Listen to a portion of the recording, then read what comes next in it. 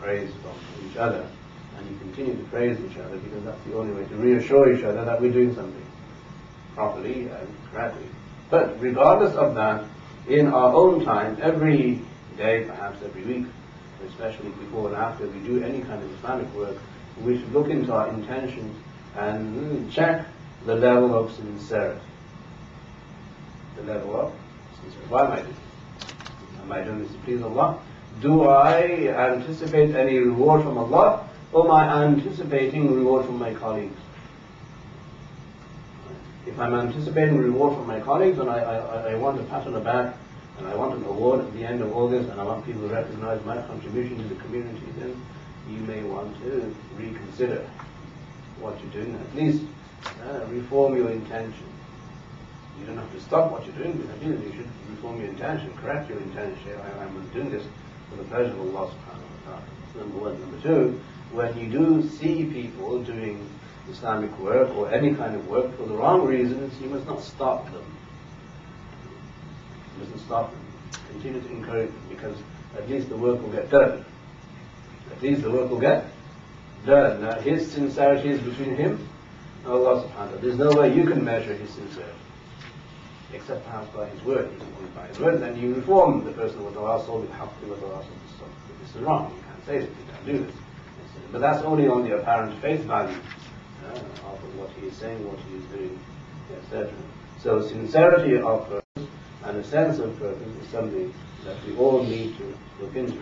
And finally, as we inshallah hopefully pray for salat, we need to understand that one very important, I would say, deficiency in the community at large, and that is we totally misconstrue the concept of leadership amongst our younger generation. And why do I say this? Because I've seen the so-called products of this kind of language and this kind of rhetoric and this kind of motivational speeches, where we want our young people to be leaders of the community. So I would like to just say one thing: leadership in Islamic culture requires service. If we don't train our younger people, and older people for that matter, for service, they will never be leaders. So leadership doesn't mean that somebody has a great skill of communicating and speaking and public speaking, so you promote him because he's a good speaker. At the same time, you have to make sure that he's able to serve. He's able to do what? Serve the community. How? Go and vacuum that room over there. Control the traffic. Help people with their coats when they come. You understand? This is very important. Sayyidul Qawmi Khadimu. It's an Arabic proverb. Some people might say it's a hadith. Sayyidul Qawmi Khadimu. The leader of any community is the community's servant first. Even in the politics of this country, people are always asking questions. How much have you served the country? Right? The big debate. Has he served the country in any way?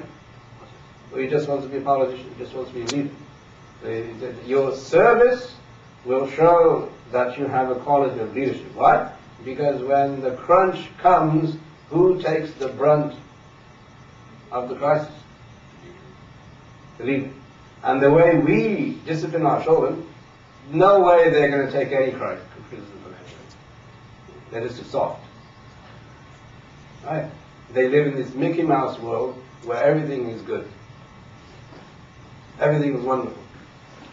And everything is a pat on the back, whether you do good or bad.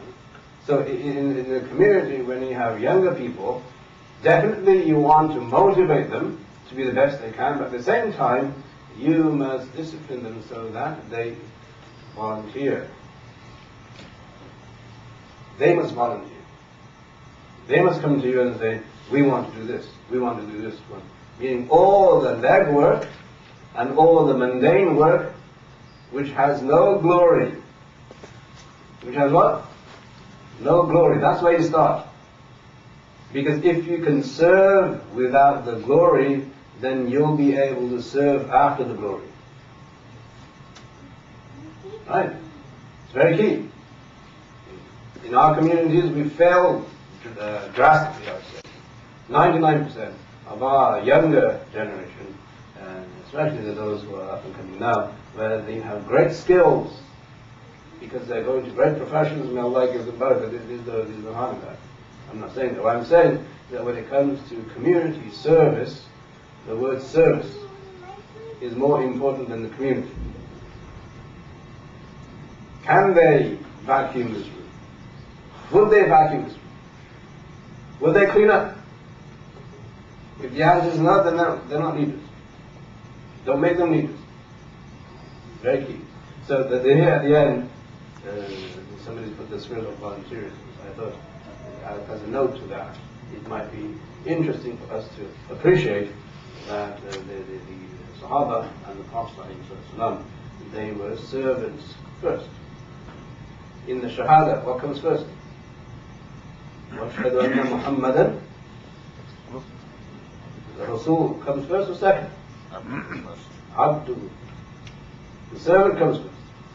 He's a servant of Allah. Since he's a servant of Allah, he's a servant of mankind. Right? Because he's a servant of Allah, he's a servant of people. The people's person. What can I do for you?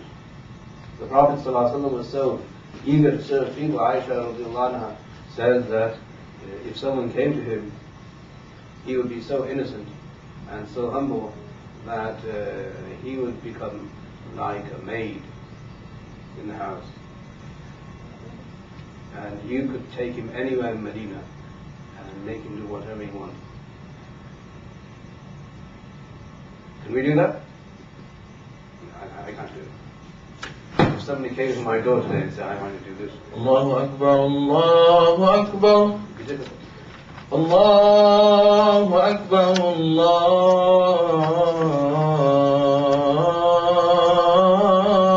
Akbar. Ashhadu an la ilaha illallah.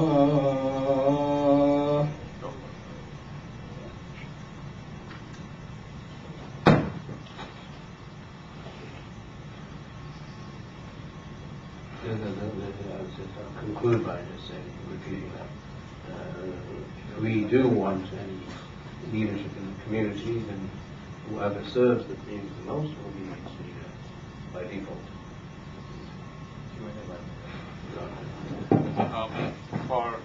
As we announced, please come back immediately after the Salat.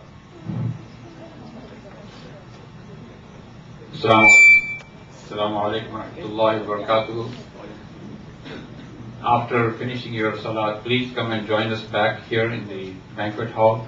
Inshallah, we'll continue with the question answer session on the topic of today, which is motivation, inshallah.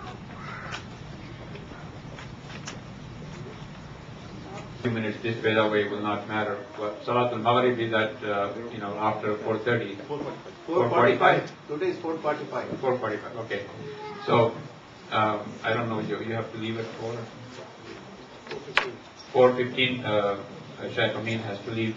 So inshallah he'll be here for another 35 minutes if we need him.